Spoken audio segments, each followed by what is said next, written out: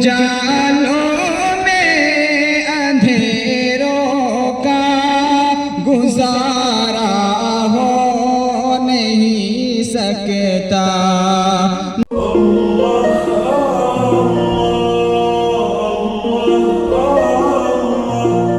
یہ نعت پاک سے قبل مولانا آس محمد کی فرمائش ہے کہ 4 مصرے جی جی آپ سب کی خوبصورت سماعتوں کے حوالے ملاحظہ کریں. ارشاد ارشاد. اجالوں میں اندھیروں کا گزارا ہو نہیں سکتا. اجالوں میں اندھیروں کا گزارا ہو نہیں سکتا. نبی کا نام لیوا پہ سہارا ہو نہیں سکتا. آپ میرے ساتھ مل کے پڑھ سکتے ہیں. نبی کا نام لیوا پہ سہارا ہو نہیں سکتا. اور بالوں سے غشر ان کے سامنے جاؤ جہنم میں. بروز غشر ان کے سامنے جاؤ جہنم میں. میرے آقا کو یہ ہرگز گوارا ہو نہیں سکتا. میرے آقا کو یہ ہرگز گوارا ہو نہیں سکتا. اجالوں میں اندھیروں کا گزارا ہو نہیں سکتا. نبی کا نام لیوا پہ سہارا ہو نہیں سکتا. اب آئیے حضرات یہاں سے مکمل نعت پاک کا مطلب مترخص ملاحظہ فرمائیں. جی جی. کیونکہ ہر شخص کی ہر مومن کی تمنا ہوتی ہے کہ مدینہ شریف کی زیارت ہو جائے. اب یہاں سے ملاحظہ کریں. ادھر اچھا نہیں لگتا ادھر اچھا نہیں لگتا. ادھر اچھا نہیں لگتا ادھر اچھا نہیں لگتا.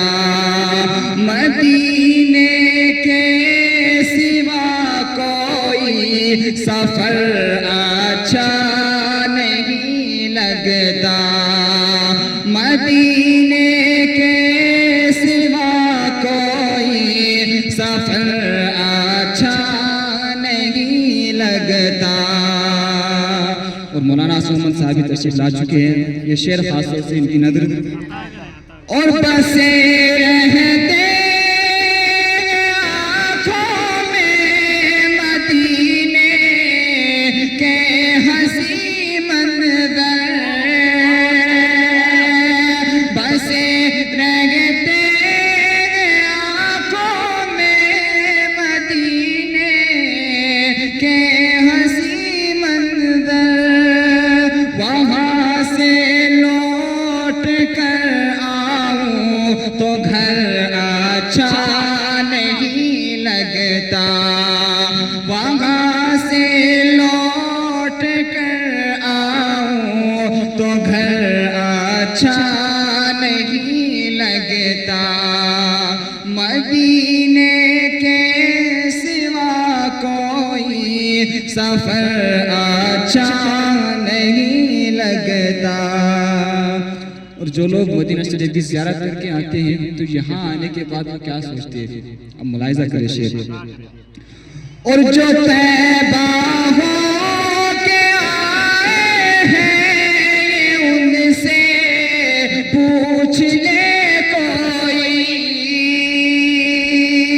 جو طیبہ ہو کے آئے ہیں ان سے پوچھ لے کوئی رسول پاک کا چھوٹے نگر اچھا نہیں لگتا رسول پاک کا چھوٹے نگر اچھا نہیں لگتا مدینے کے سوا کوئی سفر اچھا نہیں لگتا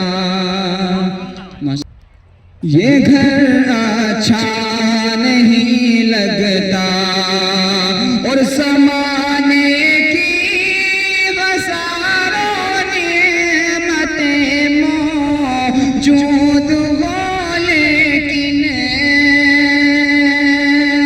زمانے کی ہزاروں نعمتیں موجود ہو لیکن تلاوت ہو نہ قرآن کی تو گھر اچھا نہیں لگتا تلاوت ہو نہ قرآن کی تو گھر اچھا نہیں لگتا میرے ساتھ سب مل کے پڑھے ادھر اچھا نہیں